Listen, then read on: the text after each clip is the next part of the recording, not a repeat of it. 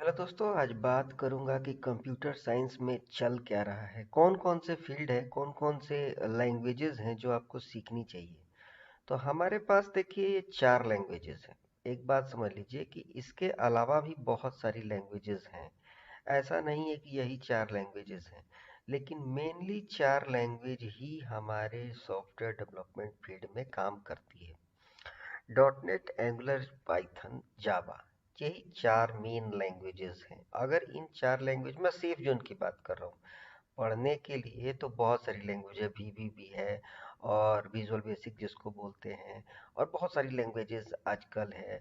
तो उसके बारे में बात नहीं कर रहा हूँ। एक मिडिल क्लास फैमिली में जो लड़का आता है और उसको वो चाहता है कि कुछ पैसे कमा लूँ, और वो सेफ जोन में चाहता है कि उसको पैसे मिल ही जाए, तो यही 4 लैंग्वेजेस पे उनको आगे बढ़ना चाहिए, इनमें से कोई एक।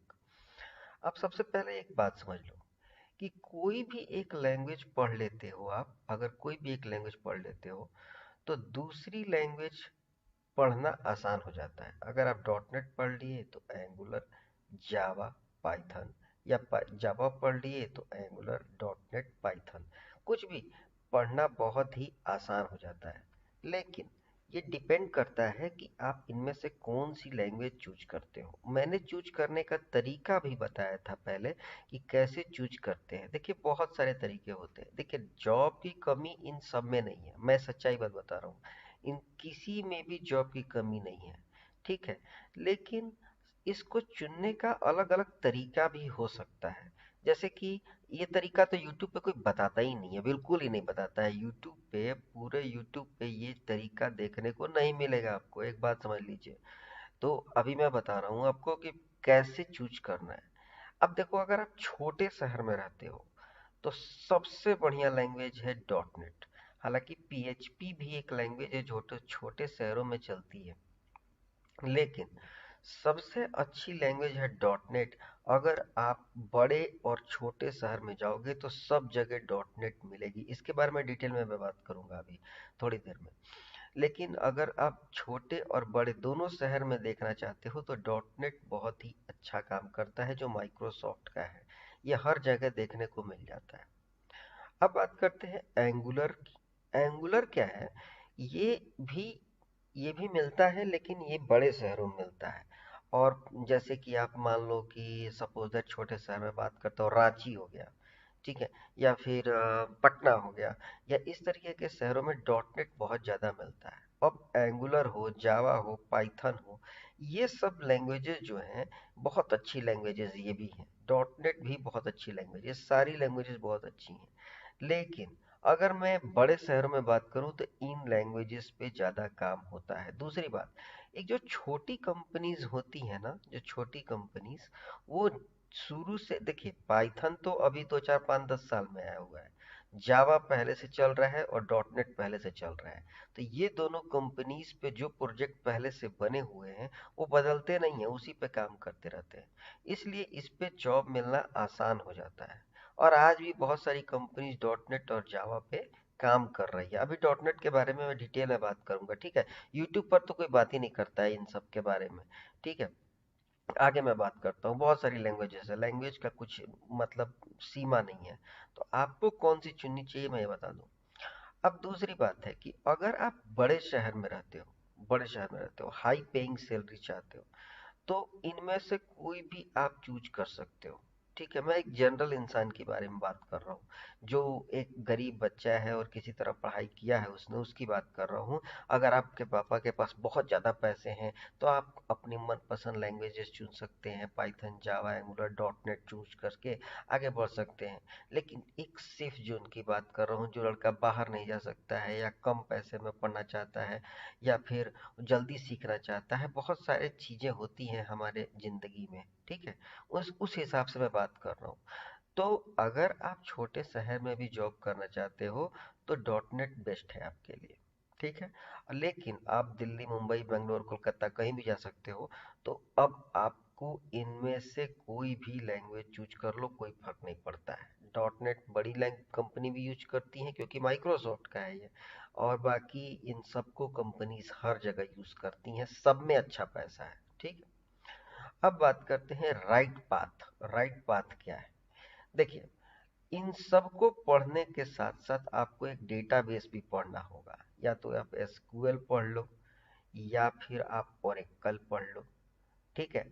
तो इन सब में से कोई भी एक आपको पढ़ना ही होगा, यानी कि इन सब के साथ एक डेटाबेस भी पढ़ना होगा जो कि आपको डेटा को स्टोर कर सके, है कि नहीं। बाकी अब मैं इन सब के बारे में तो नहीं, क्योंकि वीडियो लंबा हो जाएगा, डॉट नेट के बारे में थोड़ा डिटेल में बात करने जा रहा हूँ कि डॉट नेट में कैसे कैसे पढ़ाई होती है। डॉट नेट में भी इन सब के अंदर भी जब आप जाओगे ना, जावा जब शुरू में पढ़ना शुरू करोगे जावा को, तो इसका भी फील्ड होता है। जावा के बाद एमवीसी आ जाएगा, सर्वलेट आ जाएगा, पता नहीं क्या क्या आगे बढ़ते रहता है। उसी तरह पाइथन में भी आगे बढ़ते रहता है। तो अब मैं डॉट नेट के बारे में डिटेल में बात करने लग वाला हूँ कि क्या होता है, और इसको डॉट नेट का पहला स्टेज क्या है, इसके बाद क्या पढ़ने को मिलेगा, इसके बाद क्या पढ़ने को मिलेगा, इसके बाद क्या पढ़ने को मिलेगा, और उस तरीके से आप अपने करियर को बना सकते हो। ठीक है। मैं डॉट नेट में डेवलपमेंट करता हूँ, मैं सिंपली बता दूं आपको, इसीलिए मैं डॉट नेट के बारे में जानता हूँ। पिछले 7 साल से मैं इस पर काम कर रहा हूँ। अलग अलग कंपनीज में मैंने काम किया है, एमएनसी में भी काम किया है, और आज भी कर रहा हूँ। इसलिए मेरे पास लाइव इस चीज़ का पूरा ज्ञान हो चुका है कि ये किस तरीके से काम करता है। ठीक है। तो आगे चलते हैं, आगे बात करते हैं। देखिए, इसको समझिए। सबसे पहला, एएसपी डॉट नेट। आप शुरू शुरू में जब पढ़ाई शुरू करते हो ना एएसपी डॉट नेट में, तो आप एएसपी डॉट नेट में वेब फॉर्म्स बनाते हो, वेब फॉर्म्स बनाते हो, और एसक्यूएल और डिजाइनिंग तो करते ही हो। डिजाइनिंग एचटीएमएल में होगा या बूटस्ट्रैप में होगा, एसक्यूएल डेटाबेस है, और वेब फॉर्म्स आप बनाते हो। ठीक है। वेब फॉर्म्स थोड़ा सिंपल होता है, जिसमें फिजिकल फाइल्स होती हैं। तो वेब फॉर्म्स बनते हैं, बहुत ही आसान होता है। इसमें आप कनेक्शन करते हो एसक्यूएल से, अपना वेब पेज बनाते हो। छोटी कंपनीज में इसी तरह से काम होता है, आज भी काम होता है। ऐसा नहीं है कि ये बंद हो गया है, आज भी काम होता है, और मैं भी करता हूँ। अगर मुझे कोई प्रोजेक्ट प्राइवेट मिल जाता है ना, तो मैं इसी पैटर्न पे काम करता हूँ, क्योंकि ये आसान है करना, बहुत ही आसान है इसको करना। इसलिए ये आसानी से मैं करता हूँ। ठीक है। जब कुछ दिन हो जाते हैं आपके पास, तो ये फील्ड्स आपको पता चलती है। ये जो फील्ड्स है ना, ये फील्ड्स आपको पता चलती है कि अच्छा, ये डॉट नेट में आगे नेक्स्ट स्टेप ये सब होते हैं। ठीक है। तो इसमें क्या होता है कि नेक्स्ट स्टेप आप पढ़ते हो ASP dot net MVC with JavaScript. JavaScript के साथ आपको एमवीसी एएसपी डॉट नेट पढ़ना होता है, अगर आप एक स्टेप ऊपर जाते हो तो। या फिर उसके बाद और ऊपर जाते हो तो ASP MVC with entity framework पढ़ना होता है। लेकिन आजकल मैंने ये देखा है, मैं अपना एक्सपीरियंस बता दूं कि इंटिटी फ्रेमवर्क, अब देखिए एंटिटी फ्रेमवर्क होता क्या है। एंटिटी फ्रेमवर्क में थोड़ा आसान होता है, ये ऑटोमेटिक कुछ कमांड लिखने से कनेक्शन वगैरह बना देता है। लेकिन मैं मोस्ट ऑफ कंपनीज में जानता हूँ कि ये दोनों पैटर्न यूज नहीं होता है। इनको बहुत सारी कंपनी यूज करती हैं, ऐसा नहीं है, लेकिन मेनली एक ये होता है ASP dot net web forms, दूसरा एमवीसी विद जावास्क्रिप्ट, और तीसरा जब डॉट नेट कोर में आप घुसते हो, तो ये होता है dot net core with JavaScript SQL जो भी है। तो मैं ये बताना चाहता हूँ कि सबसे पहले आपको ASP dot net web form सीखना चाहिए, जैसा कि मैंने सीखा था। उसके बाद जैसे ही आप इसको 1 साल या 1.5 साल 2 साल काम कर लेते हो ना, तो बहुत नॉलेज हो जाता है आपके पास। उसके बाद आपको सीखनी चाहिए जावास्क्रिप्ट, जैसा कि मैंने भी सीखा है। पहले तो आपको वेब फॉर्म्स बनाना सीखना होगा, एसक्यूएल और डिजाइनिंग थोड़ी बहुत जरूर आनी चाहिए आपको। उसके बाद नेक्स्ट स्टेप में आप आओगे, तो आपको क्या मिलेगा, आपको मिलेगा क्या, ये जावास्क्रिप्ट। ये आपको पढ़ना। अच्छा, एक चीज और बता दूं, वेब फॉर्म्स के साथ भी जावास्क्रिप्ट यूज हो सकता है। ठीक है। तो नेक्स्ट स्टेप आपका होता है क्या, सबसे पहला स्टेप क्या हुआ कि आप इसमें जाओ। दूसरा स्टेप, आप एमवीसी सीखो और जावा स्क्रिप्ट के साथ काम करो। मतलब एमवीसी विथ जावा स्क्रिप्ट, जैसे डेटा लाना है तो एमवीसी में जावा स्क्रिप्ट के थ्रू डेटा लाया जाता है। ठीक है। या फिर इंसर्ट अपडेट डिलीट करना है तो एमवीसी में जावा स्क्रिप्ट के थ्रू किया जाता है। तो ये उसके बाद सिक्वल में, तो ये सब चीजें होती हैं जावास्क्रिप्ट के थ्रू एमवीसी में। और मैं किसी को सलाह नहीं दूंगा, यदि आपके पास कम समय है, कि अगर ऐसा नहीं, एंटिटी फ्रेमवर्क इन दोनों को आप अवॉइड कर सकते हो, आप एंटिटी फ्रेमवर्क पढ़ो ही मत। मैं तो यही कहूंगा कि एंटिटी फ्रेमवर्क मत पढ़ो। ऐसा नहीं है कि इसमें कंपनीज काम नहीं करती हैं, लेकिन मैंने जहां तक देखा है कम कंपनीज एंटिटी फ्रेमवर्क पे काम करती हैं। ठीक है। तो मेनली हमारा एक ये हो गया, दूसरा स्टेप ये हो गया, तीसरा स्टेप ये हो गया, यानी कि सिंपली एमवीसी वेब फॉर्म्स, उसके बाद SP dot net web forms, और दूसरा हो गया एमवीसी, और तीसरा हो गया डॉट नेट कोर। तो ये तीन पार्ट ही मेनली पाए जाते हैं डॉट नेट में। ठीक है। तो डॉट नेट में अगर आपको आगे पढ़ना है तो वेब फॉर्म्स बनाना सीखो, जिसमें आप लोग मतलब वेबसाइट्स वगैरह बनाते हो। उसके बाद धीरे धीरे एमवीसी पर आ जाओ, एमवीसी पर आ जाओ, और उसके बाद डॉट नेट कोर आ जाओ। लेकिन अब मैं और आसान करने जा रहा हूँ। आप अगर ये भी पढ़ते हो ना, तो बहुत अच्छी कंपनीज, इवन यहाँ तक कि आईटीसी जैसे और टीसीएस जैसी कंपनीज, जिनको ये सिर्फ आता है उसको भी ये ले लेती हैं, क्योंकि उनको पता है कि जो लड़का वेब फॉर्म्स, एसक्यूएल और डिजाइनिंग कर सकता है, वो जावास्क्रिप्ट पढ़ के एमवीसी में भी कूद सकता है। ठीक है। तो अगर आप सिर्फ इतना भी कर लेते हो ना, तो मैं आपको गारंटी देता हूँ कि एक बड़े पैकेज पर, इवन 50-60 हजार 70 हजार रुपए के सैलरी पर भी आप जा सकते हो, सिर्फ इन दोनों की मदद से।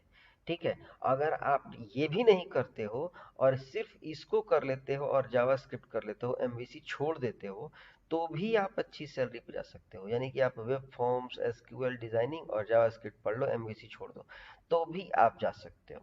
अच्छा, इसके अलावा एपीआई पढ़ना होता है। एपीआई एपीआई भी पढ़ना होता है। एपीआई क्या होता है, धीरे धीरे जब आप आगे बढ़ोगे तो एपीआई भी पढ़ो। एपीआई में कुछ होता नहीं है, यानी कि दो जगह पे डेटा है, और मान लो कि आपकी वेबसाइट में यहाँ पे डेटा है और दूसरे वेबसाइट में यहाँ पे डेटा है, तो वो एपीआई के थ्रू ही लिया जाता है। जैसे मोबाइल में डेटा एपीआई के थ्रू आता है।